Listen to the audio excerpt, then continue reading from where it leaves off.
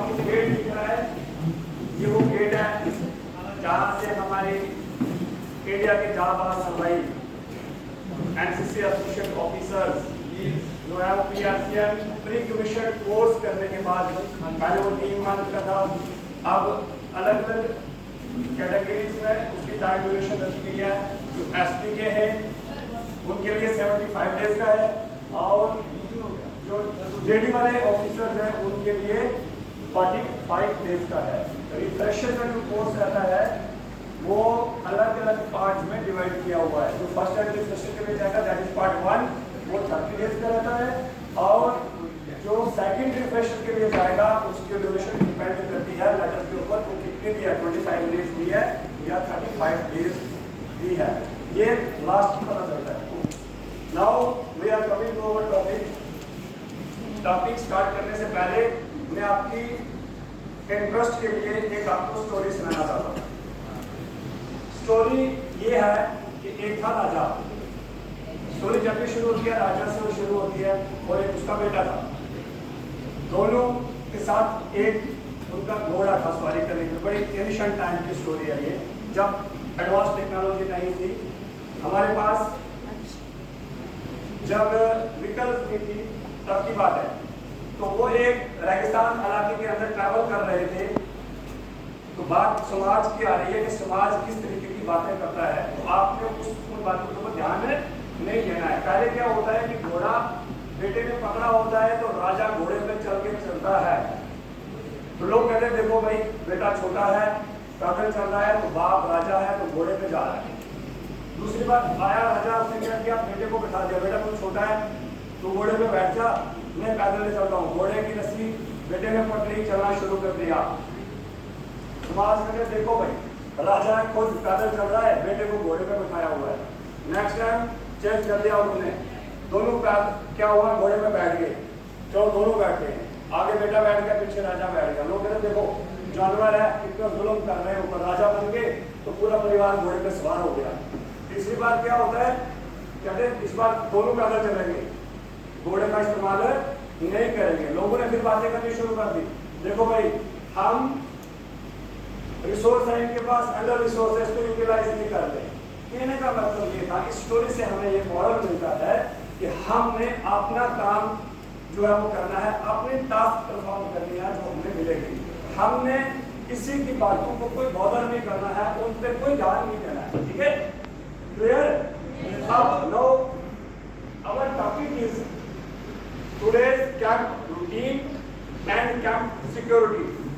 Camp routine and camp security. ये इसके बारे में आपको इंट्रोडक्शन दे दी। तो ये हमारी ऑफिसर ट्रेनिंग अकेडमी है, ये हमारा टॉपिक है camp routine and camp security. देखो this is our last day of camp. You can imagine that कि हमने कैंप में क्या रूटीन पकड़ी हुई। मैं आपको थोड़ा सा प्रीव्यू दिखाने के बाद अपनी स्लाइड में जाता हूँ। हमारा प्रीव्यू ये था कि सुबह हमें क्या होती थी, गुस्से आती थी या कोई सायरन बजता था, इमीडिएटली हमें बेड से उठना पड़ता था। उसके बाद रिफ्रेश होने के बाद हमें पिकेट रेड के लिए रेडी होना था, उसके बाद अगली कार्रवाई के लिए रेडी होना था। Then next next next next जो भी हमारा टाइम टेबल था during this camp, that is our routine, that is our routine. उसी को हम इसको डिटेल में डिस्कस करेंगे। तो इंट्रोडक्शन पेज में ये हमारा डिसिप्लिन है कैडेट्स का, ऐसा हम सबका होना चाहिए। ये आपके लिए सभी मॉडल रोल्स हैं, आपकी तरह है, आपके सीनियर्स हैं ये, ठीक है। तो आपका डिसिप्लिन भी इन्हीं की तरह होना चाहिए। एनसीसी को इंट्रोड्यूस करते हुए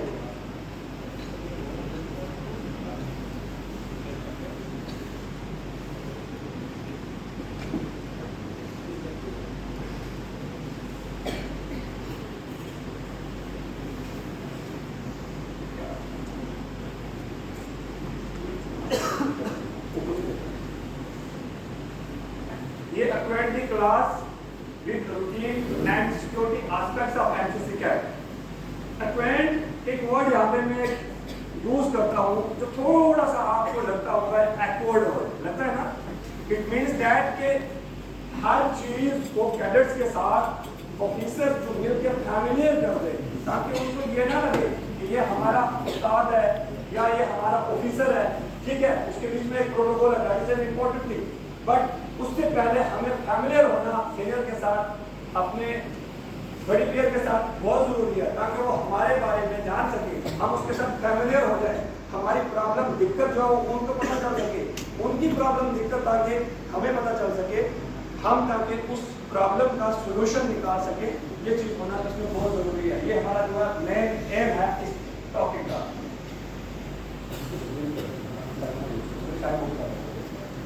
तो अब इस प्रीव्यू पार्ट में हमने इसको 6 पार्ट में जो डिवाइड किया हुआ है इस टॉपिक को, ठीक है। First is camp routine, next is camp sitting, then normal security, then security of man, जितने भी हम लोग यहाँ में सबकी सिक्योरिटी बहुत जरूरी है, देन सिक्योरिटी ऑफ इक्विपमेंट्स, जो भी हमारे कैंप के अंदर जितने भी हमारी फर्नीचर है, जो भी इक्विपमेंट है, सबको हमने संभालना है, सिक्योर रखना है, सिक्योरिटी उसके लिए भी जरूरी है। उसके बाद रिपोर्टिंग ऑफ एन एक्सीडेंट, कोई भी अगर दुर्घटना हो जाती है कैंप के अंदर कुछ भी, तो उसमें क्या है, उसमें रिपोर्ट करना इमीडिएटली प्रॉपर वे के साथ जरूरी है, खुद की कार्रवाई नहीं करनी है। ये ना हो कोई मिसहैपनिंग हो जाए तो हम अपनी कार्रवाई करते रहे तो हमारे अधिकारी को, हमारे जो आला ऑफिसर्स हैं उनको पता ना हो। जो भी कार्रवाई होगी वो according to the rules and regulation जितने भी एनसीसी के होंगे उसी के अकॉर्डिंगली ही होगी। नेक्स्ट कैंप रूटीन पे हम चलते हैं। Next camp routine reveille, first point reveille ये होता है कि फर्स्ट टाइम कोई भी सायरन बजाना कैंप के अंदर, जितने भी कैंप के इंडिविजुअल्स हैं, इंक्लूडिंग पीआई स्टाफ, पियानोज, तमाम कैडेट्स, ऑल टू ऑल, उनको ये सूचना देना कि भाई सुबह उठने का टाइम हो चुका है, किसी चीज को रिवैली कहा जाता है। ये बाद में अकेडमी में क्या होता है, फ्लैग होस्टिंग होती है, वहां पे नहीं जाऊंगा, इसको आपके कैंप तक ही रखूंगा, ठीक है। तो हमारे मकसद का ये है कि रिवैली मीन्स कि जो हम मिसल लगाते हैं, सुबह सीटी लगाते हैं, आपका सीनियर, आपका डायरेक्ट इंचार्ज, आपका जो भी डायरेक्ट सीनियर होगा या कैंप सीनियर होगा या कोई भी आपको पीएच स्टाफ जाएगा, एक जगह पे सेंट्रल प्लेस पे खड़ा होगा। एक वैसे बिगलोर जो बिगलोर बजाई जाती है, बिगलोर जब मिलती है तो पूरा कैंप जो है अटेंटिव हो जाता है कि भाई टाइम जो है वो उठने का हो गया। तो अभी जो है हर बंदे ने मोबाइल साइलेंट लगाए होते हैं, तो अपने अपने टाइम से उठते हैं। तो ये एक ही टाइम कैंप का मीनिंग ये होता है कि अगर हम डिसिप्लिन करें तो जैसे लाइट ऑन का एक ही टाइम है, सभी बैरिक्स में एक ही टाइम लाइट ऑन का है, तो एक ही टाइम लाइट ऑन का भी होना चाहिए। कोई 12 बजे रात को उठ जाएगा, दूसरे की नींद डिस्टर्ब कर देगा, वो नहीं होना चाहिए। कोई 4 बजे उठ जाएगा, अगर रिवैली का टाइम कितने बजे है, 4 बजे है, तो सबका 4 बजे होना चाहिए। अगर कोई गलती से उठ भी गया तो वो अपना अपने अपने हिसाब से वो फोन में या किसी भी और डिवाइस में कोई भजन लगा लेगा, कोई कुछ अपना रिलीजियस सॉन्ग लगा लेगा, कोई कुछ लगा लेगा, तो उससे सारा लिविंग एरिया क्या होगा, डिस्टर्ब होगा। तो डिसिप्लिन रखते हुए 5 बजे रिवैली का टाइम है तो 5 बजे ही होना चाहिए। अगर मुझे नींद नहीं पड़ रही है तो मैंने दूसरे को डिस्टर्ब नहीं करना है, मुझे चुपचाप बैठना है, वो काम करना है जिससे मेरे बड़ी को दिक्कत ना हो। ये चीज बहुत इंपॉर्टेंट है। इसमें ध्यान आता है फिजिकल ट्रेनिंग। फिजिकल ट्रेनिंग में हमें जितने भी हमारे फिजिकल ट्रेनिंग है, हमारे ड्रिल्स है, ये सारी ट्रेनिंग जो है वो उसमें आती है फिजिकल में। वो सारी जो है हम परफॉर्म करते हैं। जैसे क्रिकेट ट्रेनिंग होगी, अगर डिस्कस करेंगे हम उसको डिटेल में। ये सारी ब्रेकफास्ट हम करते हैं सभी पीटी के बाद इमीडिएटली, ये रूटीन में आता है सारा। उसके बाद training periods with timely breaks, जो भी हमारा टाइम टेबल बना होता है, 5 मिनट की ब्रेक है, ये हमारा जो ट्रेनिंग प्रोग्राम होता है उसमें भी लगा होता है, आपको डिस्प्ले कर दिया जाता है। सीनियर को, कैंप सीनियर को पता होता है, ये भी आपको बताता है। तो ध्यान आता है लंच ब्रेक, फिर लंच ब्रेक होती है आपको। ध्यान आता है रेस्ट पीरियड। लंच ब्रेक से लेके आपको 3 बजे या 3:30 बजे तक जो आपका रेस्ट एरिया टाइम होता है, आपने अपने लिविंग एरिया में जाना है, वहाँ पे क्या करनी है, रेस्ट करनी है, आराम से डिस्टर्ब नहीं करना है। जो भी है आपने स्टडी करनी है, वो आपका अपना टाइम है, वो आपने अपने हिसाब से एडजस्ट करना है। घर पे बात करनी है, आपने किसी नियर डियर पेरेंट गार्डियन से बात करनी है, वो आपका अपना टाइम है लिविंग एरिया के अंदर। आपको अपने ड्रेसेस जो है वो एडजस्ट करने हैं, आपको अपना क्लोथिंग वगैरह देखना है, उनको आयरन करना है, वॉश करना है। ये सारा टाइम जो है कैंप पीरियड तक ये आपका रहता है। उसके बाद टी होगी, टी के इमीडिएट बाद आपकी ब्रेक हो जाएगी। कौन सी कैंप पीरियड शुरू हो जाएगी, उसमें आपने गेम्स खेलनी है, हम डिस्कस करेंगे। Next slide please. ठीक है, बाद आपकी गेम्स आ गई, वॉशिंग बाथिंग वगैरह इसमें आप कर सकते हो जो भी है। रिट्रीट होगा दोबारा से, फिर एक साइलेंट कर देगा, रिसेट होगी कि वापस आपको कहाँ आना है, कार रोल में आना है। उसके बाद रोड कार प्लेस होगी। ये वो रूटीन है, ये वो पीरियड है हमारा जिसमें कैंप के सभी व्यक्ति जो है वो एक जगह पे क्या होते हैं, असेंबल होते हैं और पूरे दिन की जो है वो रिपोर्ट होती है। कोई आउट पास गया है उसके रिलेटेड, कोई सिक रिपोर्ट गया है, बीमार है उसके रिलेटेड, कोई किसी भी काम के लिए गया है, कोई कैंप से आउट जा रहा है, कोई नया व्यक्ति कैंप में आया है, जितने भी अपॉइंटमेंट्स होते हैं कैंप के वो सारे जो है अपने सीनियर को पास ऑन करते हैं और एंड में वो जो है रिपोर्ट सारी किसके पास जाती है, कैंप कमांडेंट के पास, कैंप कमांडर के पास जाती है। ठीक है, वो पूरी चीज काल रोल इकट्ठी होगी, तो इसको हम काल रोल परेड बोलते हैं। वो सुबह भी होती है और शाम को भी होती है। अब जो शाम की रूटीन में काल रोल होती है, जो काल रोल परेड, उसमें अगले दिन की जो तैयारी है, जो नेक्स्ट डे का ट्रेनिंग प्रोग्राम है, वो भी उसी वक्त डिसाइड किया जाता है। कोई भी मैसेज रिसीव करना हो, मैसेज पास ऑन करना हो, कैडेट्स तक पहुंचाना हो, ये सारा काम जो है ये किस वक्त होता है, काल रोल परेड के अंदर। कल्चरल एक्टिविटीज है, आपको पता ही है, रिक्रिएशन एक्टिविटीज है, आप उसमें भी पार्टिसिपेट कर सकते हो। अपने आपको भजन के अंदर भी रहना है, आपने एंजॉइंग मूड के साथ लर्निंग करनी है, लेकिन कल्चरल एक्टिविटीज के अंदर आपकी पार्टिसिपेशन होनी चाहिए। डांसिंग, सिंगिंग वगैरह सारा ओवरऑल डेवलपमेंट जो कैडेट्स की होनी चाहिए रूटीन के मुताबिक। देन आपका डिनर आ जाता है। डिनर टाइम आपको पता ही है, ट्रेनिंग प्रोग्राम में ये सीजन के हिसाब से सिलेक्ट होता है। अभी जो हमारा यहाँ पे 7 बजे के बाद, 7:30 बजे के बाद वो डिनर टाइम जो सिलेक्ट है, 8 बजे जो हमारे कैडेट्स वो डाइनिंग हॉल में आ जाते हैं। दैट लाइट कोर्स ये भी सीजन के हिसाब से होता है। जैसे अभी यहाँ पे हमारा 10 बजे टाइम है, तो 10 बजे लाइट कोर्ट होगी तो 10 बजे ही होगी सारे दिन मेरे। नहीं, मेरे सर पे बलगा तो मैंने दादागिरी नहीं दिखाऊंगा कि मैं क्यों बंद करूँ ना। एक ही टाइम है लाइट कोर्ट का, सबकी लाइट बंद होगी तो होगी। डायरेक्ट सीनियर जो है वो ये इंश्योर करेगा सबको कि भाई लाइट कोर्ट का टाइम हो गया। एक मिशन होगी, उसको किसी बेड के साथ जाने की जरूरत ना पड़े। अगर हो गई तो सबके लिए होगी। कोई भी व्यक्ति जो है उसके बाद लाइट को ऑन नहीं करेगा। लेफ्ट साइड में टाइम को ध्यान में रखते हुए हम इसको एक आधे घंटे के अंदर जो खत्म करेंगे। रिवैलिंग जो हमने पहले डिस्कस किया था, it is at a first point जो आप ये पहली कार्रवाई जो रूटीन के मुताबिक जो होती है आप इसको सेलेक्ट करते हैं। नेक्स्ट स्लाइड जिसकी हमने डिस्कस कर दिया, फिजिकल ट्रेनिंग बता दिया, ब्रेकफास्ट के बारे में बता दिया, ट्रेनिंग पीरियड्स देखो इसमें क्या क्या आता है। फिजिकल ब्रेकफास्ट का आपको पता है आधे घंटा या पौने घंटे की रहती है ब्रेकफास्ट हमारी। उसके बाद फिजिकल ट्रेनिंग में ट्रेनिंग पीरियड में ड्रिल आ गई। आज जो हमने परफॉर्म किया सब ये ठीक है रूटीन के मुताबिक। WOT वेपन ट्रेनिंग्स है, वो भी फिजिकल ट्रेनिंग में आता है। टैक्टिक्स वगैरह इसमें आप करते हुए आपने दिखाते हैं। उसके बाद field craft and battle craft, इसको FC और BC भी बोलते हैं। फिर नैप रीडिंग वगैरह। Next slide please. Lunch break, जैसे अभी इसके 15-20 मिनट के बाद लंच ब्रेक हो जाएगी। ठीक है, ये इसमें वही बताया हुआ कि लंच ब्रेक के टाइम आपने क्या डिसिप्लिन का मुजाहरा करना है, क्या करना है, कितने टाइम की होती है, ये रूटीन के मुताबिक इसमें मेंशन किया हुआ है। फिर उसके बाद रेस्ट पीरियड ऑलरेडी मैं आपको ये डिस्कस कर चुका हूँ कि लंच के इमीडिएट बाद जो आपका पीरियड शुरू हो गया, लंच की जो ही बेल हो गई, विसल हो गई, it means your time start. आप कितना टाइम लंच में वेस्ट कर रहे हो, कितनी देर आप डाइनिंग हॉल में बैठ रहे हो, क्यों बैठ रहे हो, बात होगा खाना आपने खा लिया, आपका मेन पर्पस जो वो हल हो गया।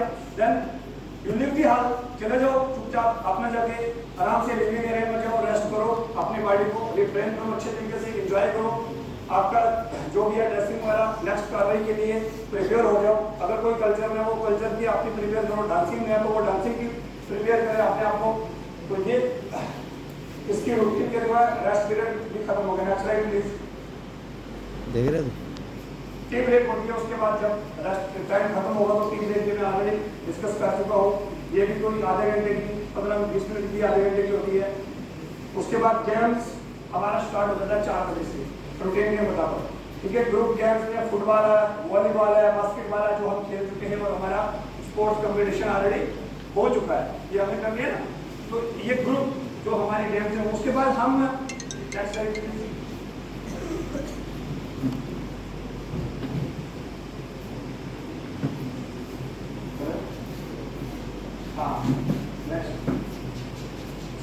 कल्चरल एक्टिविटीज ऑर्गेनाइज्ड सेंट्रली, उसके बाद after the roll call cultural activities आप प्रैक्टिस कर सकते हैं। रोल कॉल जब खत्म हो जाएगी शाम को, कल्चरल एक्टिविटीज की प्रैक्टिस हम उसके बाद अपने टाइम में कर सकते हैं जाके।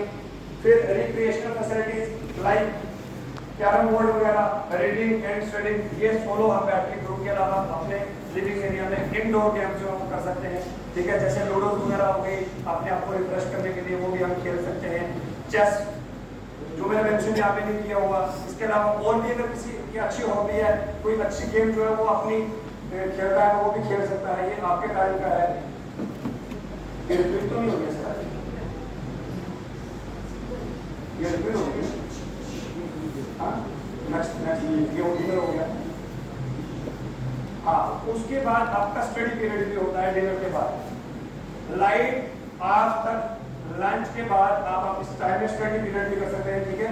डिनर के बाद स्टार्ट होता है। कैडेट्स को इनकरेज किया जाता है, बैरक सीनियर और जो आपका कंपनी सीनियर है, अल्फा वाले अल्फा को, ब्रेवो वाले ब्रेवो को, चांदी वाले चांदी को, डेटा वाले डेटे को, कि भाई आपका क्या है स्टडी पीरियड है, उसमें आप अपनी स्टडी भी कर सकते हो कि उसमें जो भी आपका कंपटीशन है या जो भी आपका सिलेबस है उसके अकॉर्डिंगली, या जो आपकी क्लास स्टडी है आपके इंस्टीट्यूट के रिलेटेड, जो बैचलर्स हैं वो बैचलर की स्टडी, जो यहाँ पे स्कूल्स वाले हैं वो स्कूल्स की स्टडी आपके सिलेबस के अकॉर्डिंगली। क्यों कि एनसीसी हमारी जो वो किसके अकॉर्डिंगली चल रही है, एजुकेशन के हिसाब से। अगर तुम्हारा कोई ना कोई इंस्टीट्यूट है तो कहीं ना कहीं एनरोल्ड हो, then you are eligible to participate or to adhere training in NCC।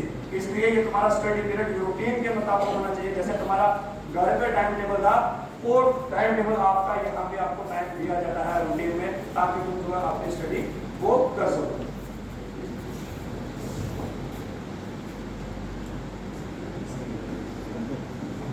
उसका कोर्स का टाइम, ये दिन खत्म हो रहा है, आप सोने का टाइम आ रहा है। लाइट कोर्स का मतलब मैं बताया पहले आपको इंट्रोडक्शन में, city security, street security, village security and duty security, then country security, हर चीज जरूरी है ना। तो हमारा टॉपिक जो है वो चल रहा है कैंप्स का, तो हम कैंप्स की ही बात करेंगे। सेल्फ सिक्योरिटी के बाद कैंप की सिक्योरिटी बहुत जरूरी है, ठीक है। तो कैंप सिक्योरिटी में नेक्स्ट स्लाइड प्लीज। जब भी हम कैंप के अंदर आ गए तो हमने हर चीज को सिक्योर रखना है, ठीक है। While on move following directions will be strictly observed, हमने ये चीजें देखनी है सारी, ठीक है।